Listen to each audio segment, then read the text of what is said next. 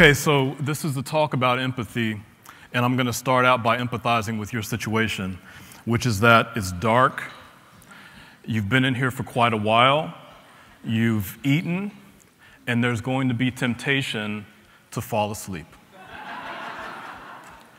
My intention is to stop that from happening, or at least make it as uncomfortable as possible for you to make that decision, or for your body to sort of overrule and make that happen. So today what we're going to talk about is how empathy can not just make the world a better place for all of us, but can actually become a force multiplier for the brands that you're leading and for the companies that you run. Go to the next slide. I don't have the, is there a clicker or do you guys advance it? Oh, it's on the thing. That was an obvious one. So first, let me tell you a little bit about myself. As she mentioned, my name is Ryan. I spent 12 years in the big CPG space, worked at Clorox, worked for a number of other folks before starting a company called Smoketown. And what we do is brand strategy and design and consumer research to help build brands that matter, to build brands that are in a position to change the world. But they do those things because they're actually anchored in a real consumer problem. We like to think of ourselves, and we really lean into this idea of empathy. And so I'm super thrilled to talk you through that today.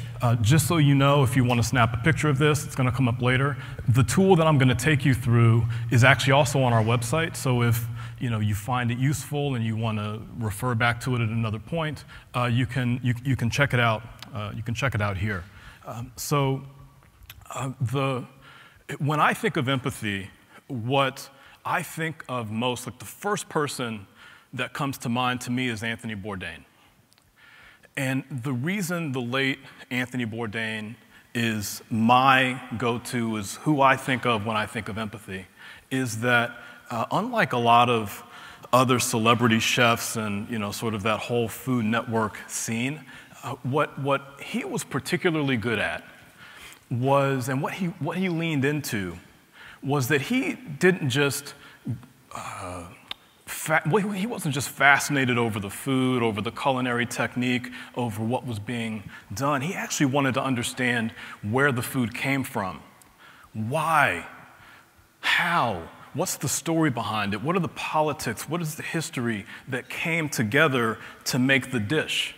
He was willing to sit on dirt floors or in hole-in-the-walls or walk up to a street vendor and have conversations to understand the why. So at its heart, empathy is about not just having the ability to understand where other people are coming from. Empathy is about being willing to understand where people are coming from. Everyone in this room has some level of ability to understand where people are coming from because that's wired into our consciousness. It's part of who we are. It's part of what it means to be human. But being willing to actually lean into that is quite another thing. So why is that the place that we're starting this conversation? Well, the reason for that is that at its heart, building brands, marketing brands, getting people to buy stuff, at its heart is an exercise in empathy. It's an exercise in what we think of as consumer empathy. You want to understand, why is it that someone would part with money or time to buy what you've created? Why? For those of you who want to nerd out along with me and Google this, and if you Google this while I'm talking and therefore stop paying attention to me, I won't take offense. I've got a 15-year-old and a 13-year-old, so the idea of being ignored is like, I'm battle ready for that reality. But there's this idea that we're going to be using throughout the next 25 minutes or so, that is jobs to be done theory, or jobs theory. And the core idea of it is that anytime any of you, me, my kids, my wife, anytime we buy something, a brand, a service, we're hiring that brand or that product to do a job for us. And 90% of the time, we're firing something else, at least in that occasion. And so the idea of consumer empathy is really getting to the bottom of why is my brand being hired? Why might we be hired? And what's likely to be fired and why? So what we're going to spend time together today doing, and be forewarned that there's going to be actual work that you have to do at your table, or at least that I'm going to ask you to do at your table, and I may actually call on volunteers, and in the absence of volunteers, I may actually conscript someone into joining me on the stage. So it might make sense to at least pay attention for the next few minutes, because we're going to talk about this idea of empathy, but actually let me go back and sort of go into an example of this that's also going to tie to my story. I flew in this morning, I got a latte. So what it looks like to be empathetic as a marketer, as a brand builder, is to not just see this as a latte that gives someone caffeine or like that gives someone sugar. You want to understand, why is it being consumed? What's going on? What's the deeper purpose that someone hired that product for? So I'll use myself as an example. For me, I have a ritual every morning. I get a latte from the same place. I get exactly the same kind.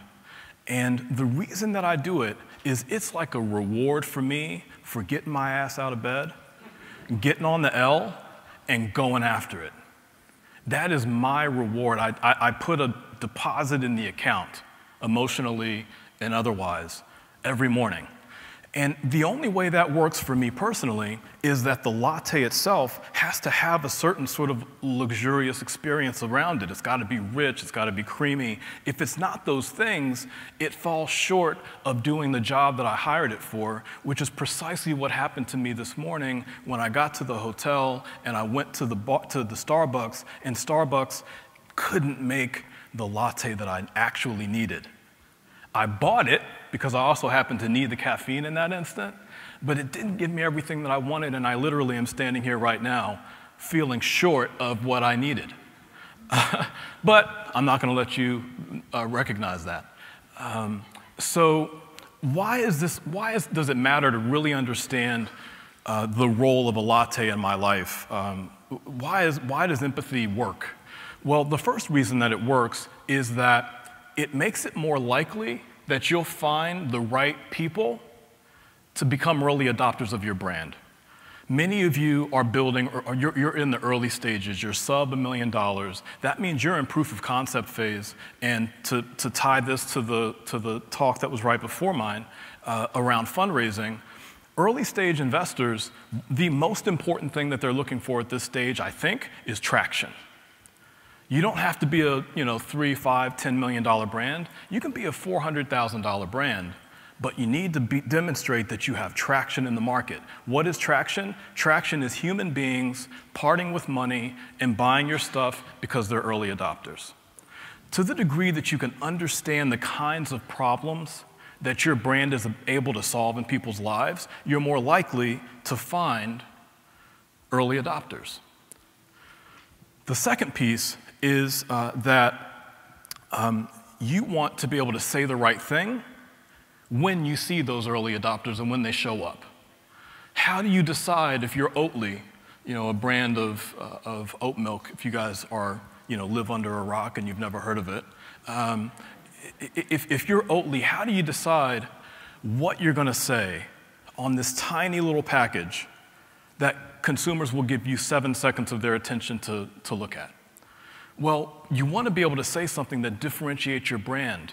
You want to be able to say something that deeply connects with the problem that you're being hired to solve, so that they recognize you as a solution for that problem more than all of the other assorted options available to them.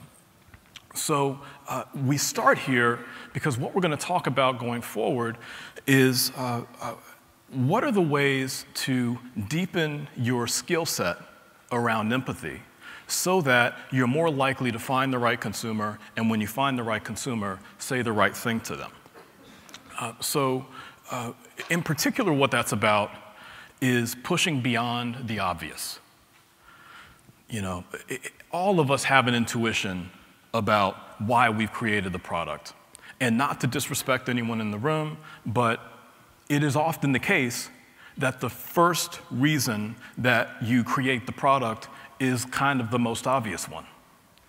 It's readily available to lots of people. For example, you want to create something that's, that's paleo because you were sick of bread not being an option when you're paleo. Or to give a shout out to Bread Seriously in the house, you want gluten-free you want sourdough, but you're gluten intolerant or you've walked away from gluten, and it's a bummer. So now you're looking for a gluten-free sourdough. But that's the surface level problem being solved. What we're going to do is push beyond the obvious, because the more compelling the insight, the more complicated and deep you can go in understanding consumer psychology, the more likely you're going to find a super differentiating and interesting place for your brand to stand. So again, this concept and this framework that we're going to go through is on our website. You can do this at any point. And where we're going to start, I'm going back to Oatly. So what is the obvious problem that Oatly solves? One version of that obvious problem is, I want a dairy-free milk that I can also enjoy. Straightforward, right? What's the problem with this, or what's the challenge with this as the problem to be solved? There's umpteen other dairy alternatives that would say exactly the same thing. Multiple brands of oat milk, almond milk, soy milk, coconut milk, etc. So how do you actually build a differentiated proposition when there's all these other brands sitting right on top of exactly the same insight? Well, a hint buried in here that we're going to unpack a little bit is the idea, this is a contradiction. This sentence is a contradiction. I want dairy-free milk that I can also enjoy. Anytime you hear someone say that I can also, or but, that, etc., it indicates that there's a problem, there's a disconnect between what they want and what's reality. So we're going to get into the habit of asking ourselves 3 questions in order to deepen our understanding of the problem being solved to get to a more interesting and differentiated place. So the questions we're going to ask are, what's the emotional driver of this problem? We're going to do that real time right now. So with Oatly, what's the emotional heart of the problem of dairy-free milk that I can also enjoy? Well, the role that dairy milk has in people's lives, regardless of what recipe or what food it's being used in, it brings a certain level of nostalgia. It brings a certain level of warmth, of emotional uplift, a reward, whether it's ice cream or it's a latte or it's a cup of milk with cookies. For anyone who actually grew up drinking dairy milk, it occupies, regardless of how you use it, it occupies a particular place. It does something for you that is tied up in the quality of the experience. So that's what's emotionally going on when someone says that I can also enjoy. The second question that we ask is, well, why are the current solutions inadequate? Speaking for myself, but there's also obviously millions of people who agree with this. The fact is that most alternatives to dairy milk are not fatty, they're not thick, they're not rich, they don't bring almost any of the product attributes that dairy milk has. Why does that matter? It matters because of what we just said. There's this deeper emotional need that's driving someone to want to drink a glass of milk or to use milk in whatever the recipe is. And if the product fails to live up to that, well, then the need's not being satisfied, which leads to that product, that brand, being fired as soon as a better alternative comes along. So that was essentially the stage that had been set when almond milks and soy milks and coconut milks and hemp milks all entered the marketplace. They entered the marketplace, grabbed lots of opportunity. Those are obviously huge businesses. I'm not here to suggest that they're not. However, they had a vulnerability. And the vulnerability was that there's certain aspects of the experience of drinking milk that they simply did not live up to. So when did that problem, the third question we ask ourselves when we're trying to get better at this is, when is the problem most pronounced? When is it at its worst? So now we're going to go back to my latte experience. For me and for lots and lots of other people, the stress test for a dairy-free milk is, can it produce a kick-ass latte? Will the latte look like that? Will it foam? Will it be fatty? Is it thick? Is it this luxurious, rich experience that lives up to the deeper reason that I've hired it, for the job that I've hired it for? And the reality is that many of those milk alternatives simply did not live up to that challenge. And that's speaking from the place of the consumer as one of us in this room who would go to the who would go to the barista and say, I want X, Y, or Z drink. But consider another customer in this equation, which is the actual barista. They're a huge part of Oatly's business, the food service side of it. And the barista has a different problem to solve. They're craft people.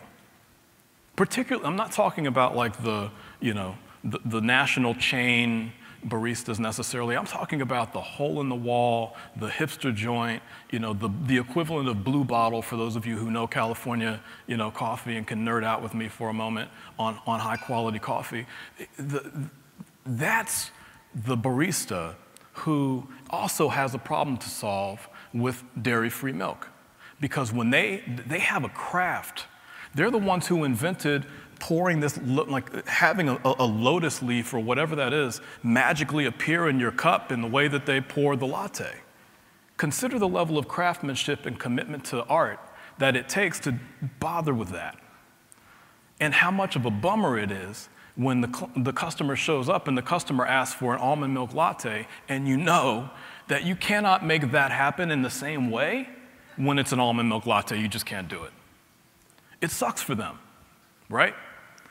So with that stage set, you now can see that there's a few more things that we can leverage and that we can focus on that are problems to be solved beyond just the obvious, I want dairy-free milk that I can also enjoy. So to bring this home, there's a fascinating article in Refinery 29 that you can either Google for yourself or you can follow me on LinkedIn and find it because I posted about it, that talks about Oatly's problem with constantly running out of supply. Are there any Oatly fans in here who know that you cannot, you cannot get it? There's literally a black market for Oatly. I'm not lying. This is the truth, God's truth.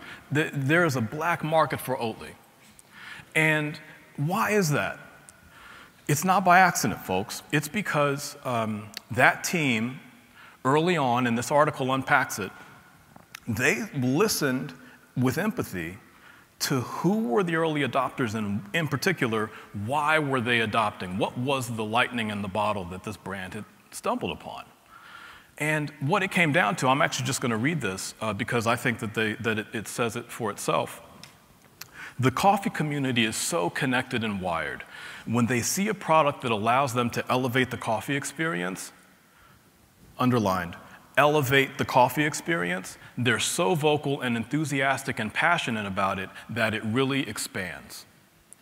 Key words, elevate the coffee experience.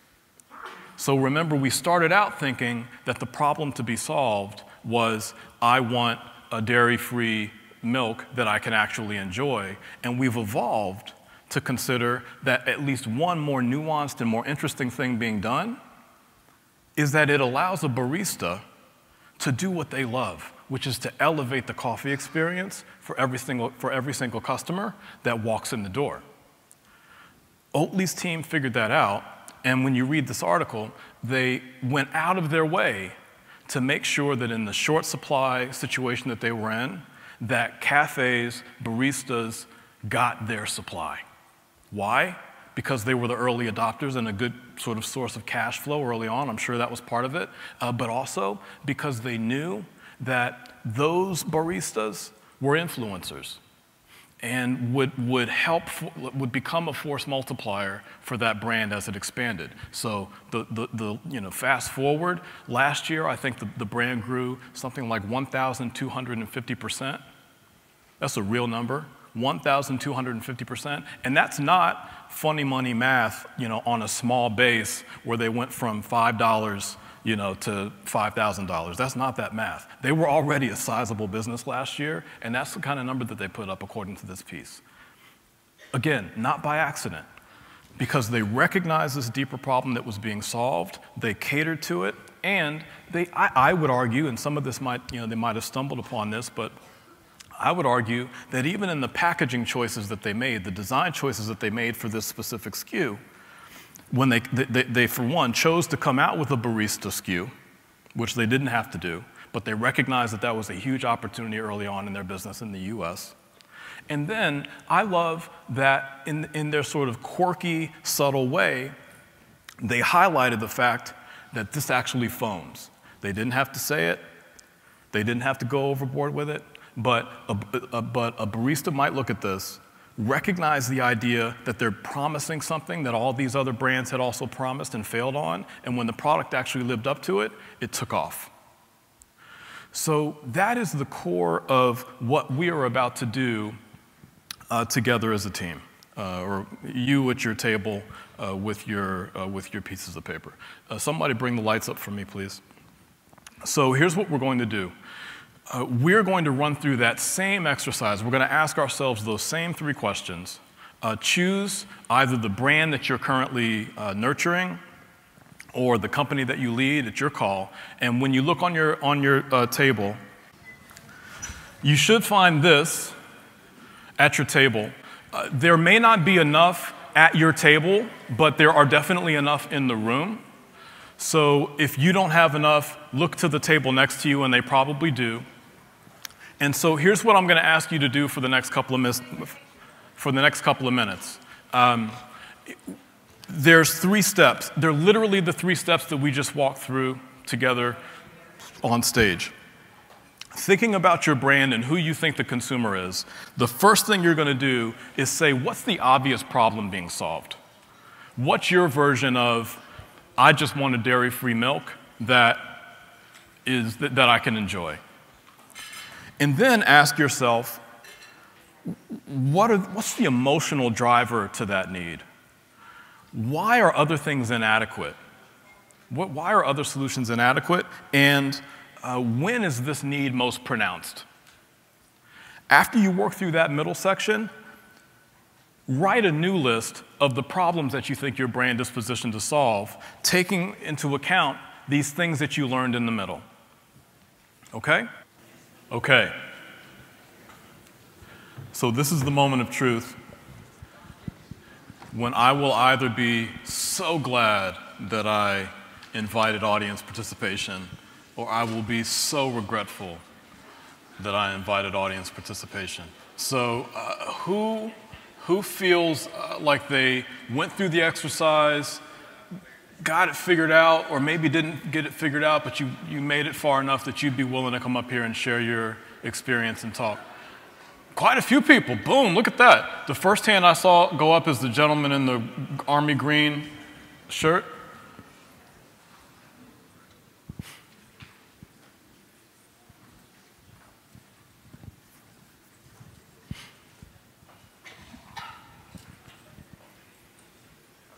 Good. Join me. I'm Ryan. Peter. Awesome. So maybe just help us all out by telling us a little bit about who you are, like what brand you're building, and then get into what you learned.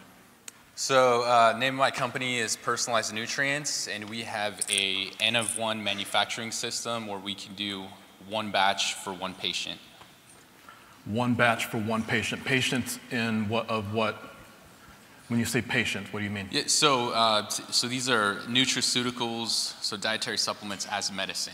So Dietary patients supplements. of doctors. Got it, got it. Are you literally prescribed? or not quite prescribed, but strongly recommended? We are not direct to consumer, so the way that people interact with us is through healthcare professionals. But yeah, so kind of prescribed, but not technically. Okay. Yeah. Okay. Very cool. All right, you want to share with us where did you start? What are the things you thought about in that second step, and then tell us where it took you. Okay, so listing obvious problems is, one is compliance. So if any of you guys have been treated by a naturopath or an integrative medical doctor, they give you a whole list of supplements typically. It's like you got your vitamin D, fish oil, CoQ10, you know, anti-inflammatories, turmeric, boswellia. You've got your whole list of supplements you're taking. And sometimes it's hard to comply. You know, you've got to manage that entire stock. You've got to, you know, one bottle lasts 2 weeks, the other bottle lasts 2 months. And so that's a problem. Convenience, you've got people with their pill counters. You got Monday through Sunday, count all your pills into each container. And then, and there's also dosing restrictions. So the finite number of products, you know, typically if you've got something, it's only dosed in certain increments, so it's not, you know, there's no real freedom to formulate with that. So those are some of the problems. And emotional needs, I feel like sometimes that process can be frustrating, right? It takes a lot of time. Maybe it becomes a ritual, but you know, freeing up time in our society is good and beneficial. And also then there's forgetfulness. If you don't take it, it's not going to benefit you. Right.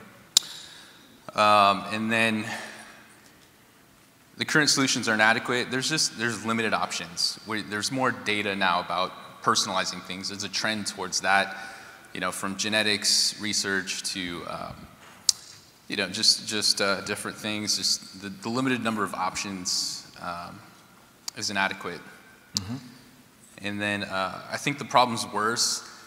The worst in the case of, say, special needs children, where you get a child with autism and they're recommended, you know, 10 to 20 different nutrients that they need to take, and then you have to, on top of everything else you're doing, organize all that. Right. So I think that's, you know, one of the cases where it's the worst. Okay, got it.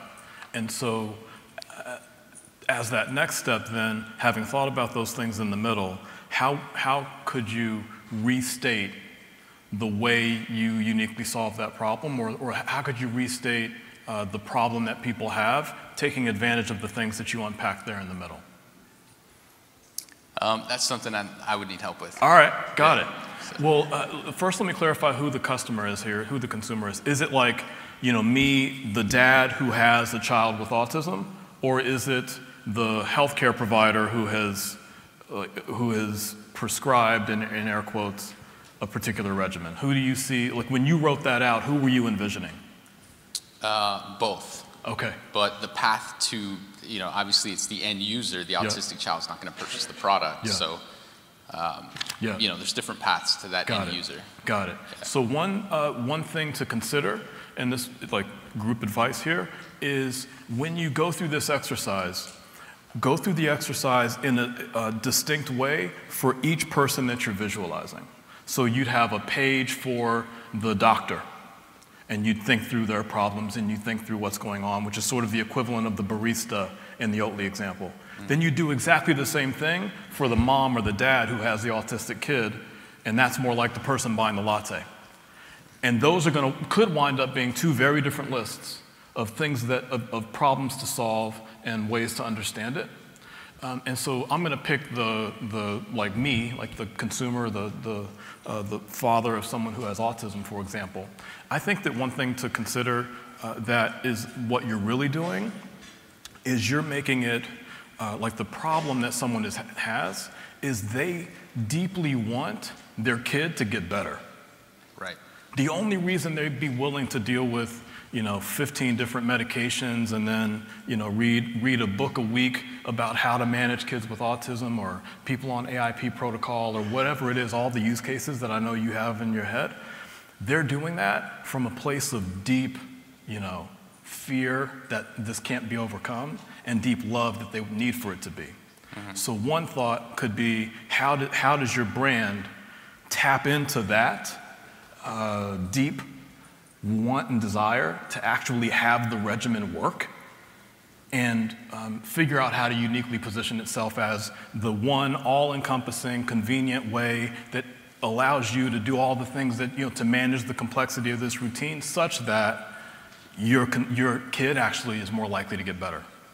Right. Does that make sense? Yeah. As a way to kind of take the next step there? Yeah. Okay.